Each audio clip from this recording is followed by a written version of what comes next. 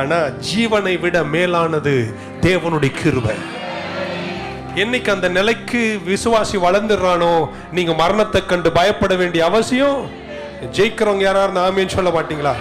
So நல்ல ஜீவன் உண்டு, தப்பான ஜீவன் உண்டு. ஒன்று தேவனிடத்திலிருந்து வருகிற ஜீவன், ஒன்று சாத்தானிடமிருந்து வருகிற ஜீவன். அல்லது இப்படி சொல்லலாமா, ஒன்று நித்திய ஜீவன், ஒன்று தற்காலிக ஜீவன். ஒன்று சொல்லட்டுமா, இந்த தற்காலிக ஜீவனில் இருக்கக்கூடிய எதுவுமே உங்களுக்கு நிலைக்க போவது இல்ல. நித்திய ஜீவன் இருக்கிற எல்லாமே உங்களுக்கு நிலைக்கும்.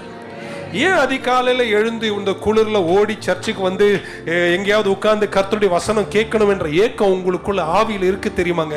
ஏன் தெரியுமா? உங்களுக்கு தெரியாம உங்க ஆவி சொல்லுகிறது, இந்த பூமியில பார்க்கறதெல்லாம் தற்காலிகம், சீக்கிரமேக்கு நித்திய ஜீவன் வரும், அது ஒன்றுதான் நிரந்தரம். நிரந்தரம் சொல்ல மாட்டீங்களா?